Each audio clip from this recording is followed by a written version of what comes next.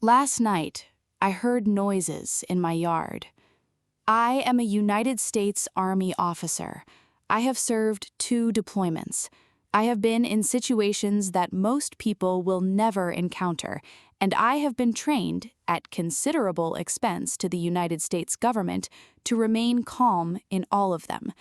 I know how to assess a threat. I know how to respond. I know the difference between the sounds a house makes when it settles and the sounds a yard makes when something is in it that should not be there.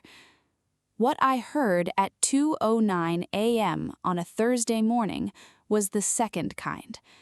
I was out of bed before the sound finished registering. 14 years of military training does not leave you when you are a wife and a mother sleeping in a house in a quiet neighborhood. It is in the body. It is the first thing that responds before the mind catches up. I stood in the dark of our bedroom and I listened.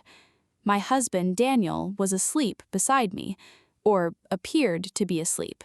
I noted that, even in the moment, and filed it somewhere I did not yet have a name for. 4 seconds after the noise in the yard, my daughter started crying. Lily is 14 months old. I know her cries the way soldiers know the sounds of their environment, by type, by intensity, by what they mean. Her hungry cry, her tired cry, the cry she makes when she has startled herself awake.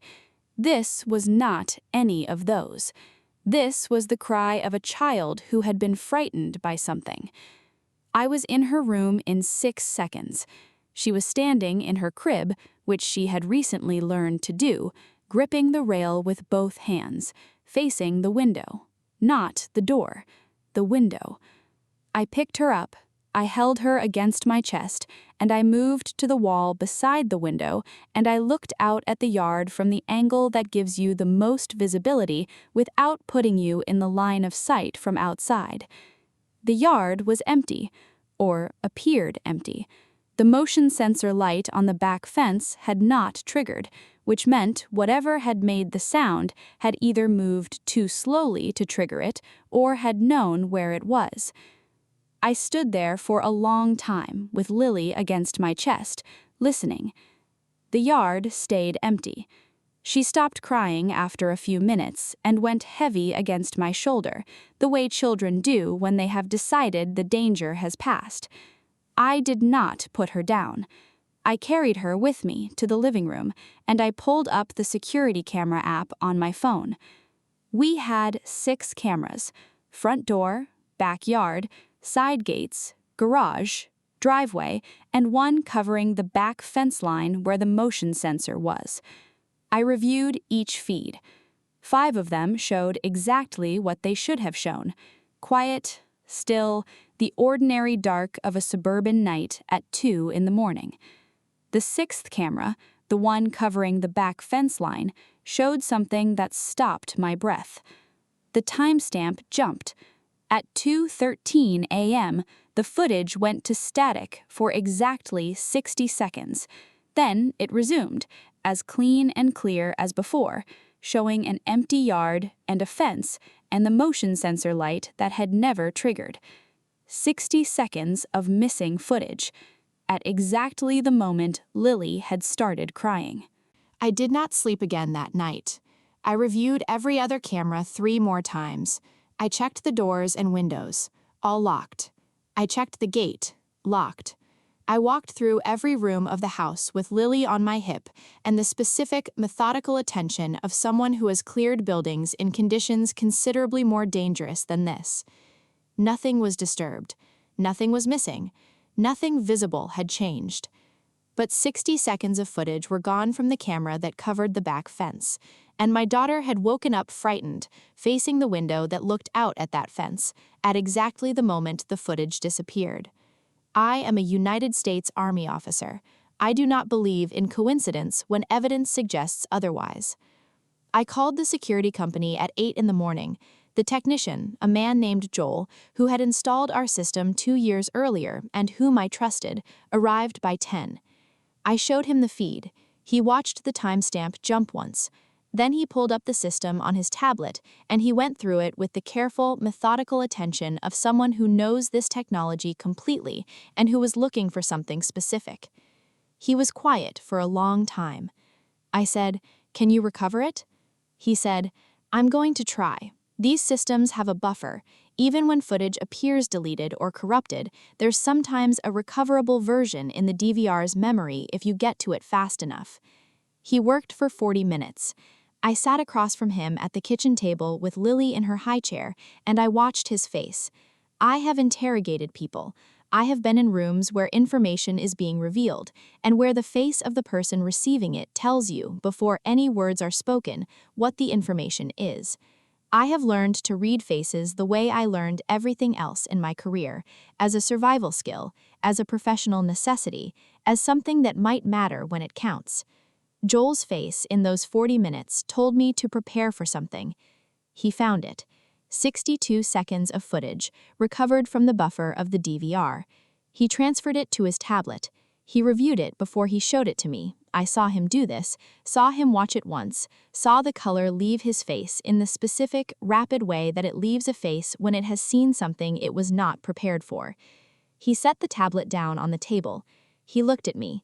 He said, "Ma'am, I need you to listen to me carefully.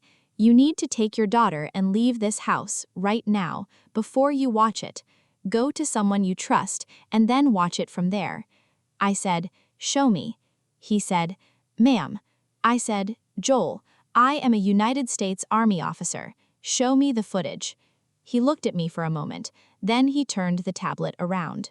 "I am going to tell you what was in those 62 seconds, but I am going to tell you carefully, because some of what I saw is part of an active investigation, and some of it belongs to people who deserve their privacy even in this telling. What I can tell you is this. The footage showed the back gate opening, not being forced, opening with a key. At 2:13 a.m. on a Thursday morning, someone with a key to my back gate let themselves into my yard. The someone was not a stranger. I recognized him immediately and completely, with the specific, terrible clarity of someone who has just had their entire understanding of their life revised in 62 seconds of recovered video. He was someone Daniel knew, someone Daniel had introduced to me as a business associate, a man I had met 4 times at dinner and once at a party, and who I had assessed, in the way I assess everyone, as unremarkable. A man who had no reason to have a key to my back gate, a man who had no reason to be in my yard at 2:13 in the morning. He was carrying something. I will not describe what he was carrying because it is part of the investigation. What I will tell you is that Joel's instruction to take my daughter and leave was not an overreaction.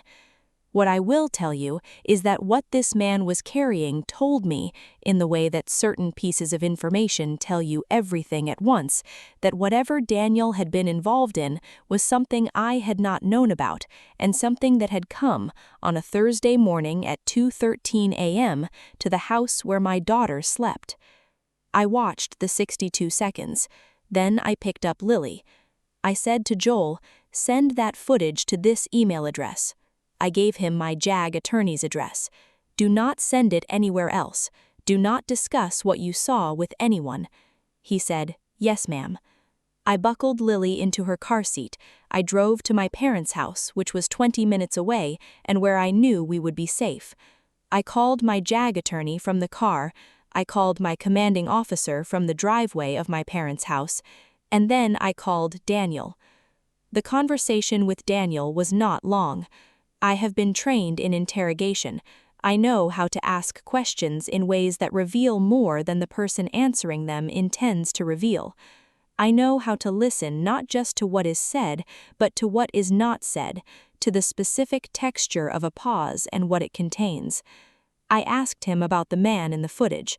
He denied knowing what I was talking about. I told him I had 62 seconds of recovered video that showed otherwise. There was a pause, the specific, loaded pause of someone who has just understood that the architecture they have been maintaining has developed a crack they cannot manage. He said, "Claire." I said, "I have sent the footage to my attorney. I have spoken to my commanding officer. I have documentation of everything I found this morning. I want you to understand the full picture of where things stand before you decide what you say next." He was quiet for a long time. Then he said, "How much do you know?" I said, "Enough." I am not going to tell you the full details of what Daniel had been involved in, because the legal process is ongoing, and because this story is not about him. It is about what I did in the hours after I watched 62 seconds of footage that rewrote my marriage. What I did was this. I kept Lily safe. That was the first thing, and it remained the first thing throughout everything that followed. Lily stayed with my parents for 11 days while I worked with my attorney and my commanding officer and the federal investigators who became involved 24 hours after I made my calls.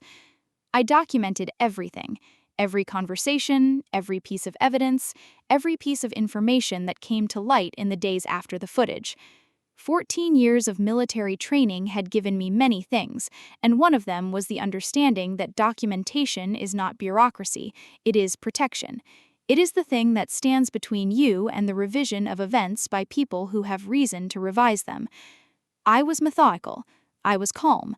I was the thing the Army had spent 14 years making me, a person who functions correctly under pressure, who does not let the personal nature of a crisis interfere with the professional management of it. And I was, underneath it all, a mother, 14 months into the most important job I had ever held, holding my daughter at my parents' house and thinking about 62 seconds of footage recovered and the back gate opening with a key, and thinking about the motion sensor light that had never triggered.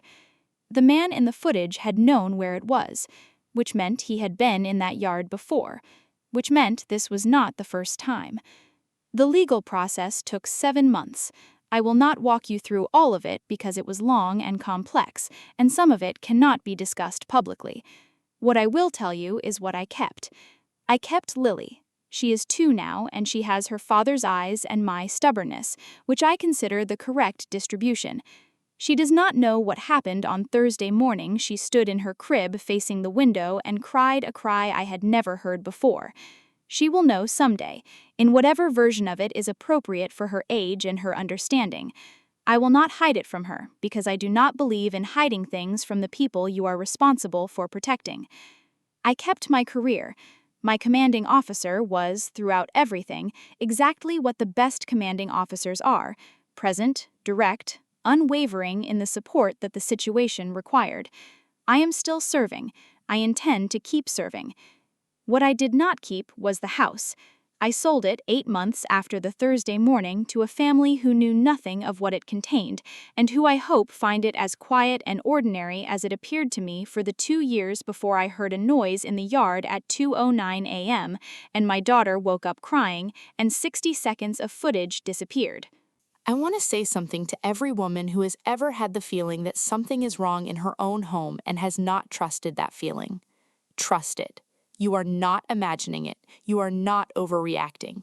The feeling that something is not right is information.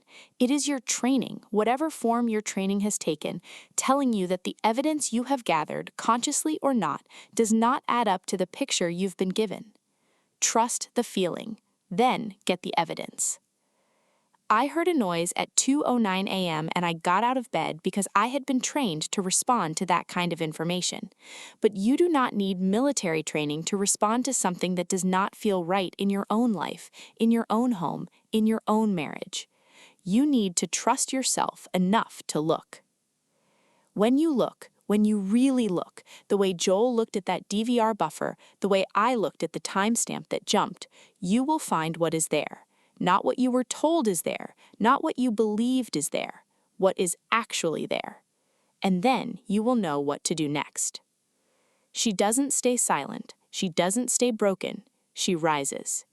Sometimes rising is at 2:09 in the morning, bare feet on the floor, training in the body before the mind catches up, going to find out what is in the yard. Sometimes rising is the mother who hears her daughter cry and does not stop until she understands why.